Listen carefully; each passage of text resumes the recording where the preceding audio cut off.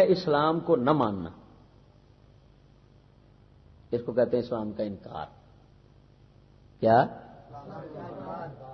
دوسرا ہے اسلام کے ضد اور مخالف جو نظام ہے اس کو ماننا. یہ اب بات ذہن میں رکھنی چاہیے کہ جس طرح اسلام کو نہ ماننا، اس کا انکار کرنا، یہ میں نہیں مانتا اسلام غلط ہے، غلط.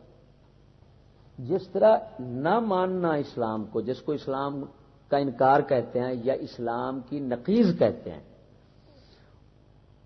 یہ کفر ہے. اس کو کفر مانتے ہوئے کسی کو مشکل درپیش نہیں آئے گی. یہ بات ذرا سمجھنا، بڑی نقطے کی بات کر رہا ہوں میں. ایک ہے اسلام کی ضد اور مخالف نظام. جب اس کو کوئی آدمی مانے گا تو جس طرح اسلام کو نہ ماننے والا کافر ہوگا، اسلام کے مخالف اور ضد نظام کو بھی ماننے والا بھی اسی طرح کافر ہوگا. کیوں جی کیوں؟ اگر کوئی منطق پڑھے ہوئے بیٹھے ہوں یا کوئی منطق پڑھنے والے تک یہ میری کیسٹ پہنچے تو اس کے لیے میں عرض کرتا ہوں کہ ایک شے کی نقیض ہوتی ہے، ایک نقیض کا مساوی ہوتا ہے. شے کی نقیض ہوتی ہے اس کو انکار. فضل چشتی، لا فضل چشتی، یہ نقیض بن گئے. ایک ہوتا ہے نقیض کا ہم مانا، وہ مساوی نقیض ہوتا ہے. سمجھ نہیں بات کیا رہی؟ تو شے کی نقیض کو شے کی نقیض یہ شے کا انکار ہے. تو شے کا جو نقیض کا جو برابر اور مساوی ہے اس کو ماننا، یہ بھی شے کا انکار قرار پائے گا. یہ اصول ہوتا ہے، یہ منطقی مسئلہ ہے، بالکل اظہر من الشمس ہے. شے کی نقیض شے کا رفع ہے، شے کی نقیض کا مساوی وہ بھی شے کا رفع شمار کیا جائے گا، نفی شمار کی جائے گی. اب فرنگی تہذیب کے اندر میں جو شیطانی چل رہی ہے نا، وہ سمجھانا چاہتا ہوں کہ وہ کیا ہے. فرنگی تہذیب کے اندر ایک تو یہ چلتا ہے کہ یعنی جب کہتے ہیں کہ دنیا کے ساتھ دین کا کوئی تعلق نہیں، ادھر دین کو نہ آنے دو، یہ تو نقیض بن گئی، مخالف ہو گیا اسلام کا. سمجھ نہیں آ رہی؟ اچھا یہ ادھر ہے. سکول کی تعلیم میں کیا رکھا ہوا ہے؟ سکول کی تعلیم میں آپ کو ہو سکتا ہے بہت کہیں قلیل کتابوں میں ملے کہ اسلام کا یہ کام غلط ہے، اسلام کا یہ کام غلط ہے، اسلام دین کا یہ کام غلط ہے، دین غلط ہے، اسلام غلط ہے. یہ بہت کم ملے گا. لیکن ایک بات پورے سکول کی کتابوں میں اور دنیا کے سکولوں میں یہ ضرور ملے گی کہ فرنگی تہذیب نظام، اس کی تعریف ہوگی، اس کی صفت ثنا ہوگی، اس کا ذکر خیر ہوگا، اس کی مذمت آپ نے دکھا سکتے.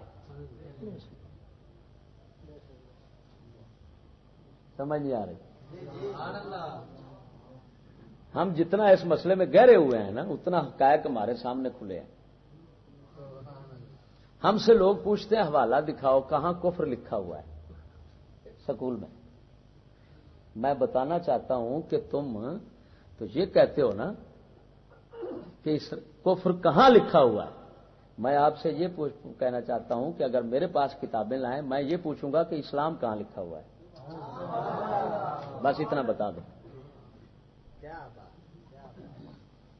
وہ بے وقوف میں نے کہا میں لکھا ہوا کیا دکھاؤں؟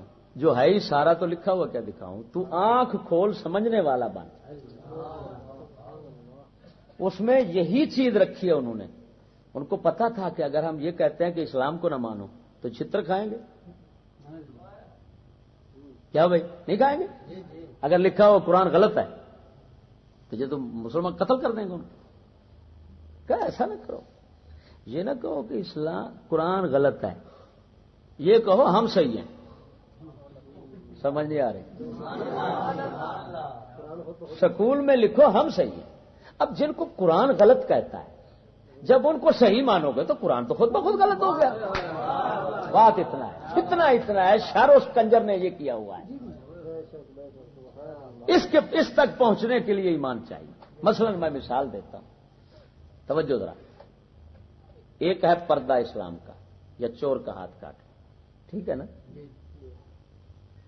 اب فرنگی معاشرے میں چوروں کا ہاتھ کاٹا جاتا ہے یا وہ اس کو صحیح سمجھتے ہیں؟ اسلام کہتا ہے چور کا ہاتھ کاٹو. اگر کوئی کہے چور کا ہاتھ کاٹنا ظلم ہے، چور کا ہاتھ نہیں کاٹنا، بات سمجھنا، یہ ظلم ہے، ہم نہیں مانتے چور کے ہاتھ کاٹنے، یہ نفی ہے، انکار ہے اسلام کا. لیکن اگر کسی ماحول معاشرے میں چور کا ہاتھ کاٹنا ظلم زیادتی سمجھا جاتا ہے، اگر کوئی کتا کہتا ہے وہ معاشرہ صحیح ہے، تو اگرچہ وہ یہ نہیں کہتا کہ چور کا ہاتھ کاٹنا ظلم ہے، نہ کہے، جب ہاتھ نہ کاٹنے والوں کو وہ صحیح سمجھتا ہے تو اس نے خدا کے حکم کو خود بخود ظلم مان لیا، کہہ لیا. انکار اس کے اس اعتقاد کو انکار لازم ہے، اس کے اندر انکار ہے، مبہم ہے، صراحتاً وہ نہیں بنتا انکار، لیکن التزاماً ایسا بن رہا ہے کہ نقیض کا مساوی ہے.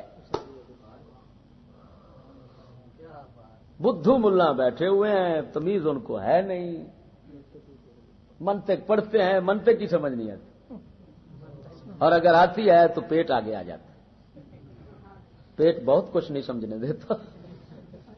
شیخ سعدی شیرازی فرماتے ہیں سعدی اگر حق کہنا چاہتا ہے پہلے لالچ باہر نکال دے پھر حق. ہم نے آزمایا، آپ بھی آزما چکے ہیں، ہزار